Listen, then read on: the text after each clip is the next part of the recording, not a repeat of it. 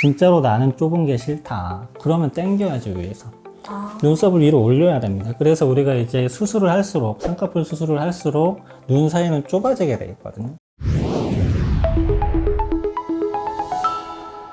안녕하세요. 16년차 성형외과 전문의 장수원입니다. 연세가 조금 많이 있으심에도 불구하고 재수술하는 게 괜찮을까요? 잘하면 되죠. 이게 어떤 연령대건 남녀노소 상관없이 수술을 어떻게 하느냐, 얼마나 잘 하느냐, 디자인을 얼마나 잘 해서 조직을 손상 주지 않고 잘 하느냐에 따라 달라지는 거지 하실 수 있습니다. 제일 중요한 거는 눈 수술할 때는 디자인. 잘라내거나 했을 때 얼마나 많이 잘라낼 거냐, 높이를 어느 정도로 할 거나, 조직을 어떻게 처리할 거냐에 따라서 모양이 나오기 때문에 그것만 잘 하면, 그래서 제가 이제 디자인할 때도 항상 말씀드리는 게 높이만 잘 정하고 피부만 적당히 잘 잘라주고 조직을 손상을 많이 주지 않으면 망하기가 어렵다고 얘기를 하죠. 나이 드신 분들은 무조건 절개 수술법만 말씀을 하시는 게 많던데 이게 진짜 맞나요? 아니요, 뭐 저희 병원에서는 비절개도 많이 하고요. 절개를 할 때는 이유가 있어야 된다고 말씀드렸잖아요. 네. 저는 보통 이제 세 가지로 말씀드리는데, 피부가 늘어져 있어서 잘라줘야 될 때, 지방이 아주 많아서 지방을 좀 제거를 해야 될 때, 눈의 교정을 또 이제 잘 해줘야 될 때, 많이 졸린 분들이겠죠.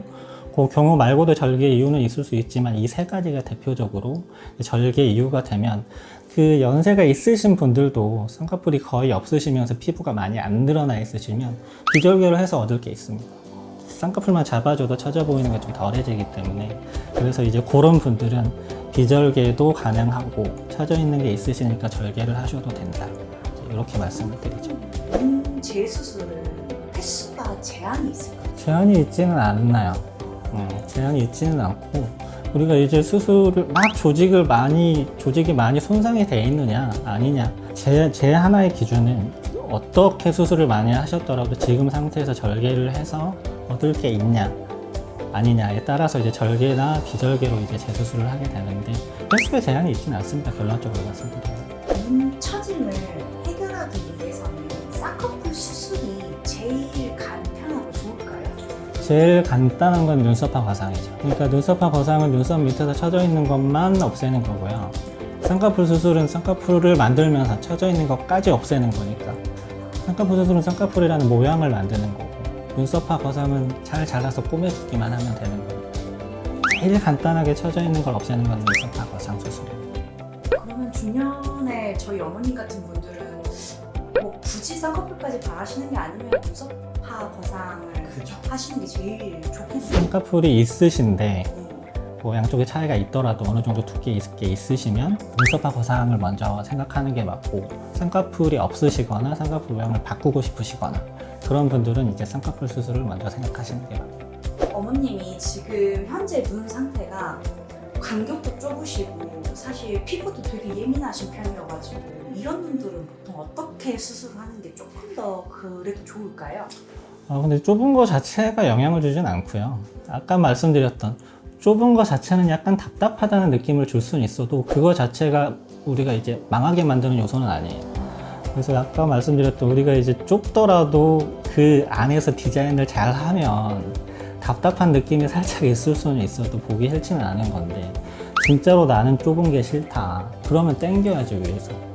눈썹을 위로 올려야 됩니다. 그래서 우리가 이제 수술을 할수록, 쌍꺼풀 수술을 할수록 눈 사이는 좁아지게 되거든요. 그리고 젊은 분들은 아니고 이제 어머님 연배분들은 좁아지는 것도 좁아지는 건데 여기 주름이 생겨요. 미간주름, 콧등주름, 그 안쪽에 빗살무늬 주름이 생기기 때문에 좁아지는 거 주름이 싫으시다 그러면 항상 여기서 당기는 옵션이 있다. 그래서 그것까지 설명이 같이 돼야 되는 거죠.